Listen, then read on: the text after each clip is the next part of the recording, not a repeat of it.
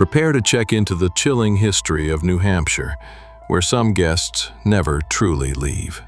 The grand, Omni-Mount Washington resort in Bretton Woods is famously haunted by the ghost of its former owner, Princess Carolyn Stickney. Guests and staff consistently report paranormal activity, especially in her former suite, room 314. Tales include witnessing her apparition, particularly at the foot of her bed, experiencing sudden drops in temperature, flickering lights, and objects mysteriously moving on their own. Some even claim to feel her presence, suggesting that the princess still watches over her beloved hotel, a spectral, permanent resident. This story came from a guy named Nate.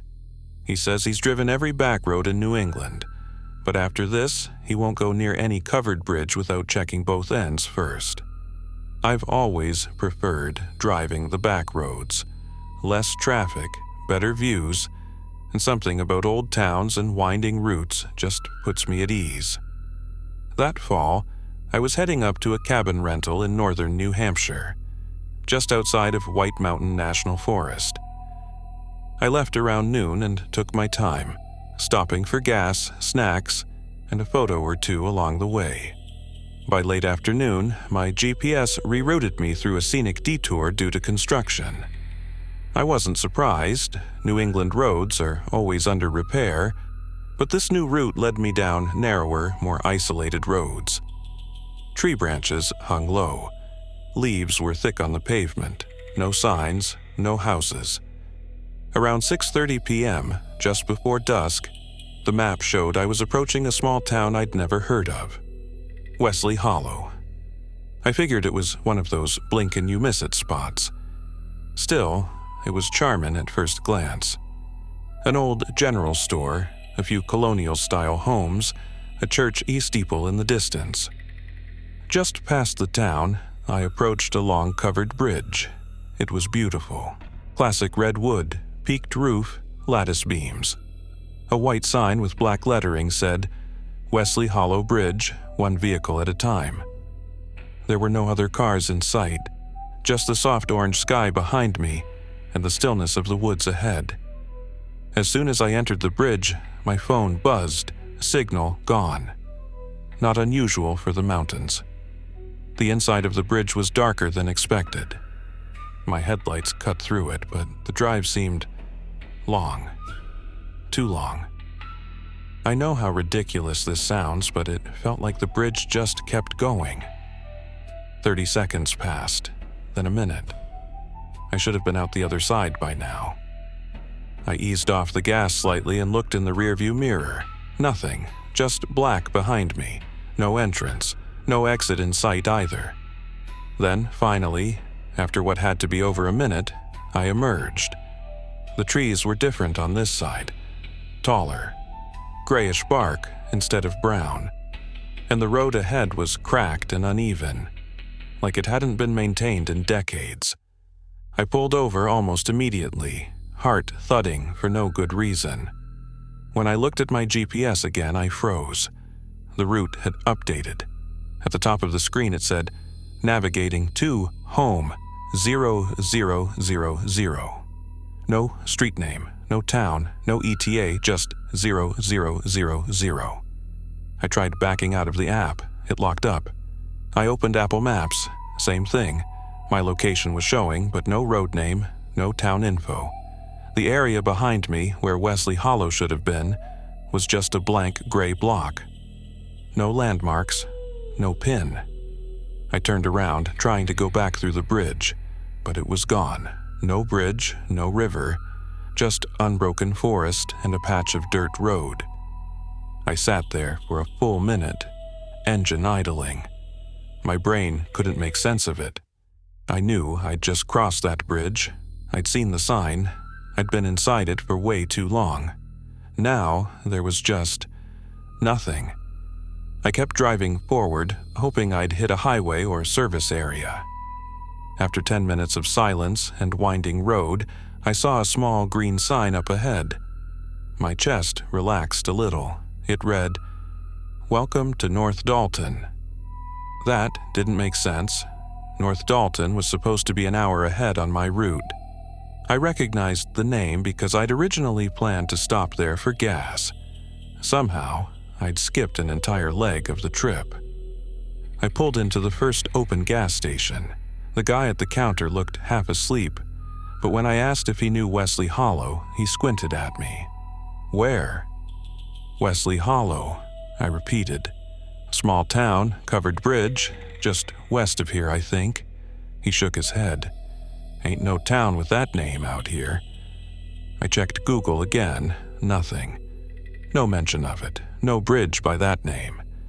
Not even in archived maps. That night, I made it to the cabin and tried one last time to review the GPS history.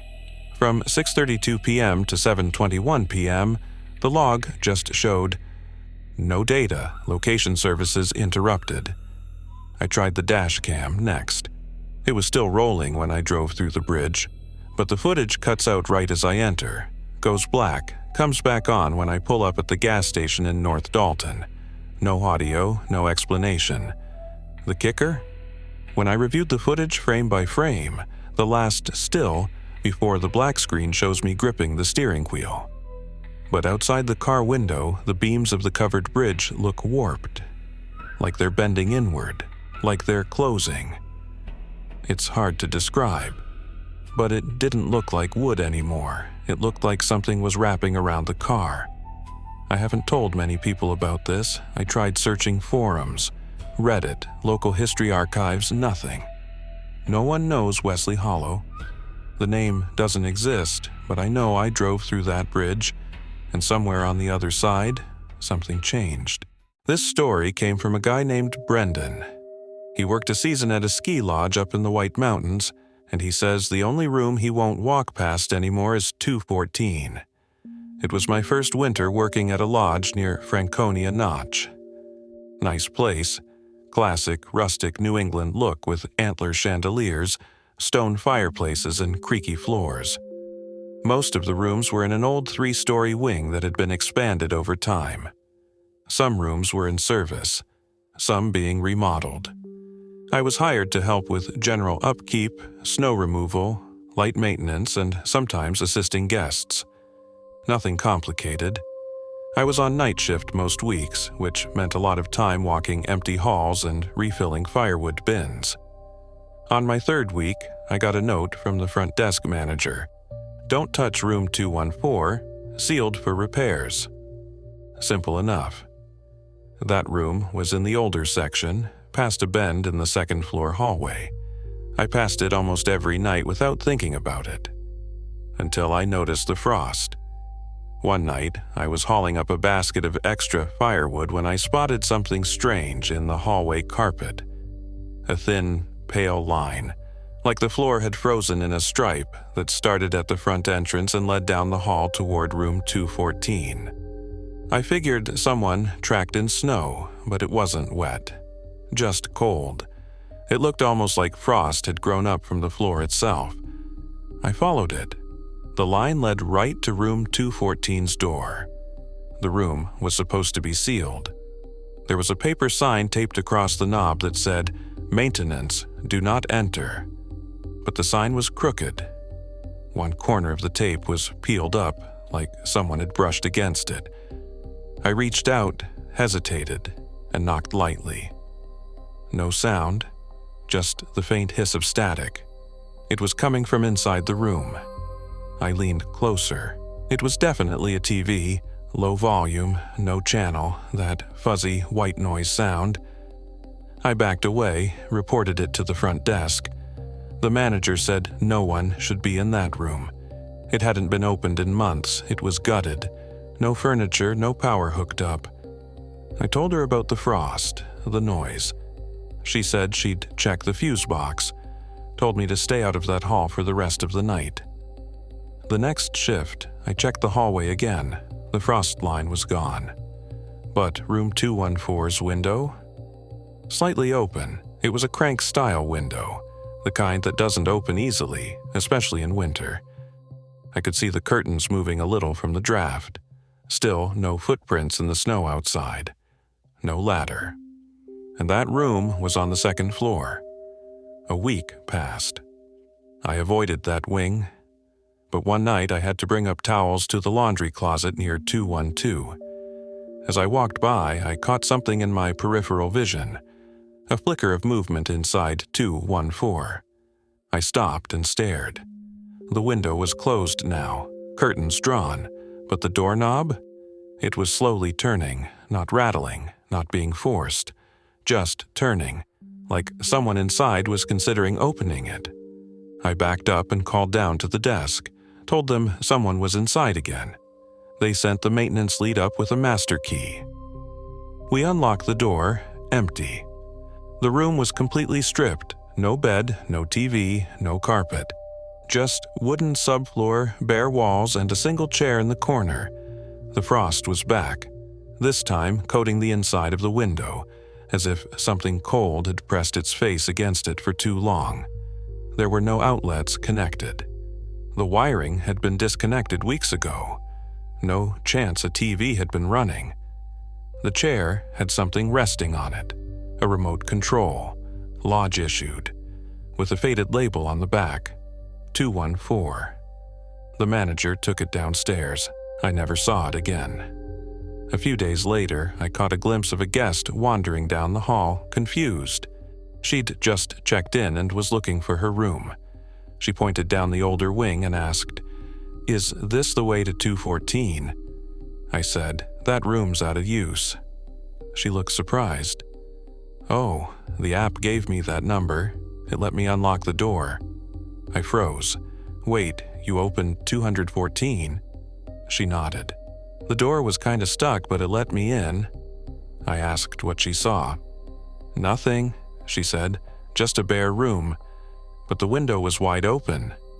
I asked what time that was. "Maybe 4 a.m., she said. I woke up and heard wind, thought someone was knocking. I asked if she left anything behind. She said no. Wait, actually? I put my phone down to take a picture, but when I looked back, it was gone. She held up her camera roll, one photo, of the window, and in the reflection, just behind her, a pale shape, no face, just the suggestion of one. Thin, frosted, like breath on glass. She checked out the next day. Room 214 has been welded shut since March, but sometimes when I do the rounds, I still hear the hiss of static. And the frost? It shows up once a month, always starting at the front door, always leading back to that room. This story came from a woman named Casey. She did seasonal work in the White Mountains as a trail guide assistant. After this, she says she won't go on any group hikes unless she counts everyone herself. Every summer, I helped the rangers run day hikes out of a visitor center near Mount Washington. It wasn't official Forest Service work. I was more of an intern/volunteer, but I got to help with the beginner hikes. Usually 2 to 3 miles round trip, educational stuff, good for tourists. On this particular Saturday, we had a group scheduled for a guided hike along an easy trail loop, mostly flat, with overlooks and wildflowers.